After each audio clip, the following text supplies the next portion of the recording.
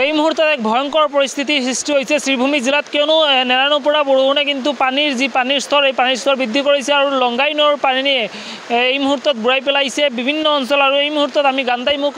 অঞ্চলত আছোঁ এইখন পথৰ ওপৰে কিন্তু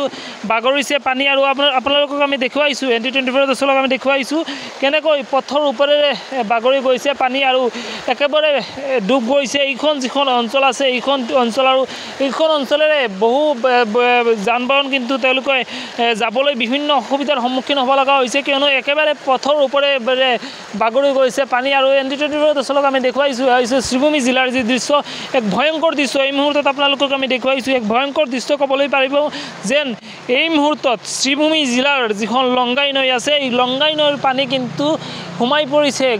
গাঁও অঞ্চললৈ আৰু একেবাৰে গাঁৱৰ পথসমূহ একেবাৰে বুঢ়াই পেলিছে এই মুহূৰ্তত লোকসকল আপোনালোকক আমি দেখুৱাইছোঁ পানীৰে কিন্তু লোকসকল তেওঁলোকে গৈ আছে ND24 দৰ্শকক আমি দেখুৱাইছোঁ আমি তেওঁলোকৰ মন্তব্য ল'বলৈ যত্ন কৰিম আপোনাৰ ঘৰ কি এদিকে ওদিকে ঘর আছে ঘর বিরাট পানি জল আছে আঁশ মুরগ ছাগল সব বাঁচে মানে সব জলের লংগাই নদীর জল প্রতি বছর এইভাবে হয় না এটা কোনো সাড়া এটা কোনো সেফ নাই সরকারের কোনো সেফ নাই আমরা নেতা মন্ত্রী সকলো আয়ে ওদেরকে এটার কোনো সেফ দেয় না এটা কোনো বান্ধ হয় না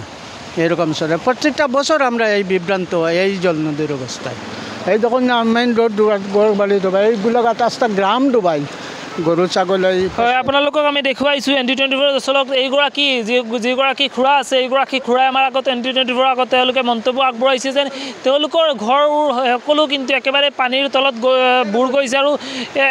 বুৰ যোৱাৰ ফলত কিন্তু বিভিন্ন যিবোৰ সামগ্ৰী আছে সামগ্ৰী নষ্ট হৈছে আৰু ND24 দৰ্শক আমি দেখুৱাইছোঁ চাৰিওফালৰ যি দৃশ্য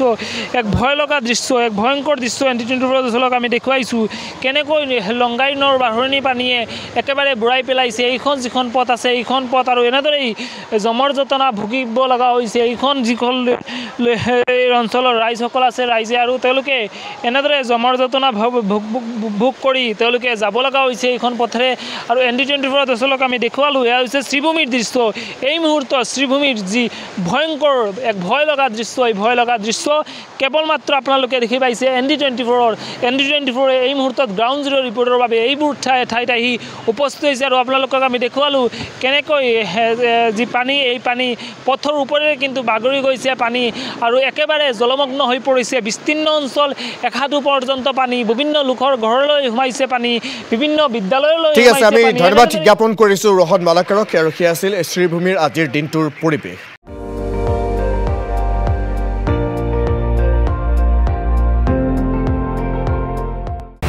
আপুনি চাই আছে ND24 সৰ্বশ্ৰেষ্ঠ নহয় সৰ্বোত্তমৰ দৌৰ